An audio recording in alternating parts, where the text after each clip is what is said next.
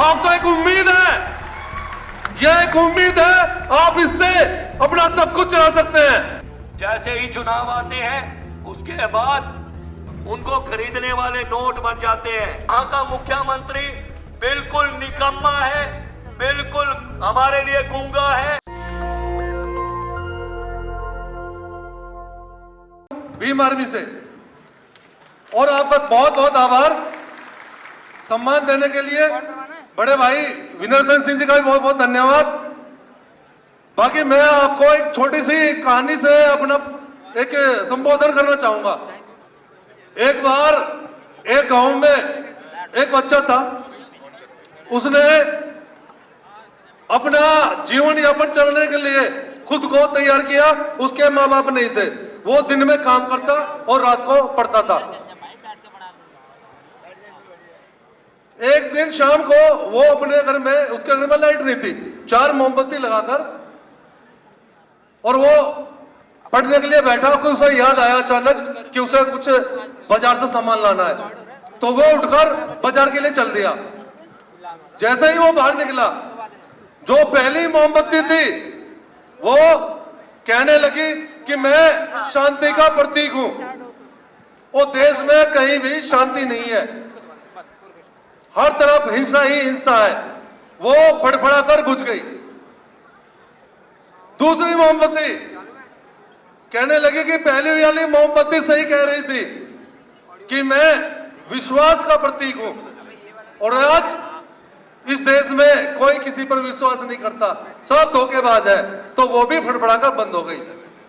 तीसरी मोमबत्ती कहने लगी मैं प्रेम की प्रतीक हूं, और वो कहने लगी कि आज देश में कहीं प्रेम नहीं है, कहीं भाईचारा नहीं है, एक दूसरे के दुश्मन हो रखे हैं, वो भी बंद बुझ गई।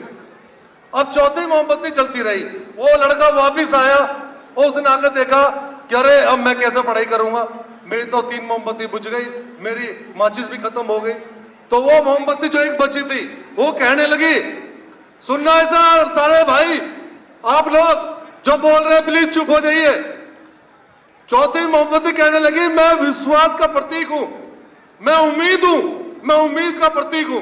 जो चल रही थी लास्ट में कि यदि आपकी उम्मीद जीवित रहेगी तो प्रेम विश्वास सब कुछ कायम रहेगा, और आप मुझसे चारों मोमबत्ती जला सकते हैं।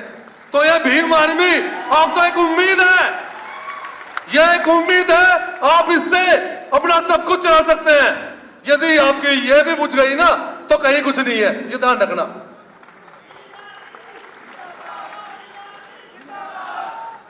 तो भाई आप लोगों से बहुत उम्मीद है इस देश को।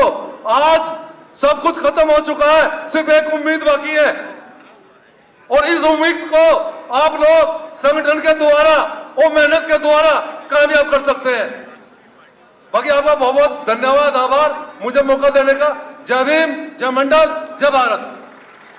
कर आया था कि हिमाचल प्रदेश के निकम्मा मुख्यमंत्री की बात वादा करके आया था हिमाचल के हमारे अनुसूचित जाति के लोगों से कि हिमाचल की बात पहले अधिवेशन में जो हमारा मुख्यमंत्री जयराम ठाकुर निकम्मा है, दलितों की बात नहीं सुनता है। हिमाचल प्रदेश में दलितों के ऊपर अत्याचार होते हैं। हमें अपनी आवाज उठाने के लिए भाई चंद्रशेखर रावण को दिल्ली से शिमला बुलाना पड़ता है। कितनी शर्म की बात है ये भाजपा सरकार के लिए। यहां पर बैठे हुए, केंद्र में बैठे हुए हमारे प्रधानमंत्री, गृह मंत्री और सबसे बड़े, सबसे घातक जनजातीय दर्जा देने वाले मंत्री, ना मैं नाम नहीं जानता कौन है जो जनजातीय का दर्जा देते हैं, सबसे नालायक गृह जो यहां पर मंत्री है दिल्ली के अंदर बैठे हुए। हिमाचल प्रदेश में बिना सर्वे के रूढ़िवादी और मनुवादियों के दबाव में आकर जनजातीय का दर्जा चुपचाप कागजों में पारित कर दिया। मैं बताता हूं आपको हिमाचल प्रदेश में क्या होता है। वादा करके आया था हिमाचल के अनुसूचित जाति के लोगों से कि दिल्ली में जाकर ऐसे लोगों को नंगा करूंगा जो हिमाचल प्रदेश में रूढ़िवादी और मनुवादी व्यवस्था के विचारक बैठे हुए हैं।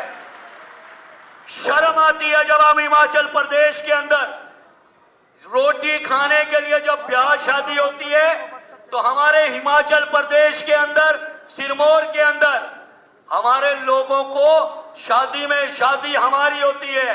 अनुसूचित जाति के लोगों के घरों में शादी और रसोइये ठाकुर ब्राह्मण और पंडित, और रोटी जो देंगे वो लाइन पे अलग बिठाकर, और शादी हमारी रसोइया ब्राह्मण और ठाकुर। इतने शर्मनाक वहां की स्थितियां हैं।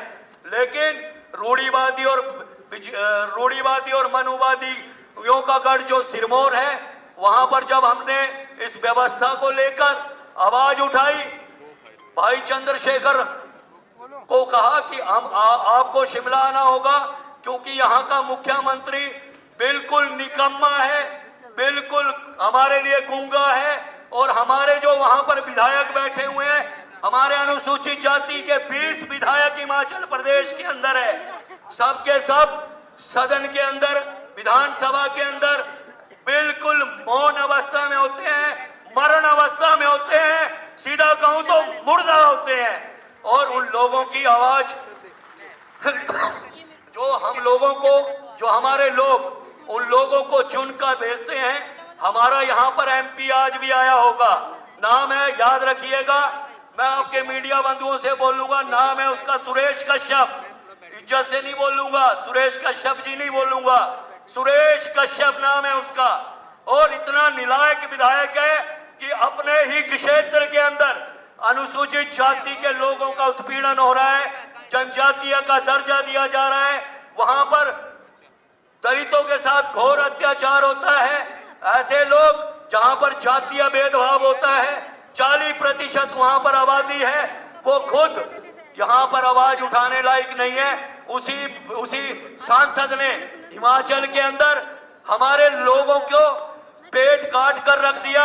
अब दिल्ली में बैठकर आज राष्ट्रपति बनाने की खुशी मना रहे होंगे, लेकिन याद रखिएगा आपने 40% आबादी का अपमान किया है। प्रदेश के अंदर हमारे जनजातीय दर्जे का जो आपने घोषणा को लेकर एक शब्द भी नहीं कहा, और वहां पर घोषणा भी हो गई हाटी की। और हिमाचल के हमारे अनुसूचित जाति के लोग, बड़ा दुख होता है जब भाई चंद्रशेखर शिमला आए, हमारे अनुसूचित जाति के लोग पूरे दमखम के साथ वहां पर इकट्ठा हुए थे। लेकिन जहां पर भीम आर्मी खड़ी होती है वहां पर छोटे छोटे पौधे उगना शुरू हो जाते हैं।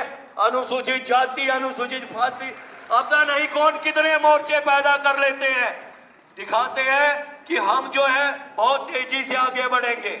जैसे ही चुनाव आते हैं उसके बाद उनको खरीदने वाले नोट बन जाते हैं, जगह जगह पर मीटिंगें शुरू हो जाती है। जहां पर भीम आर्मी खड़ी होती है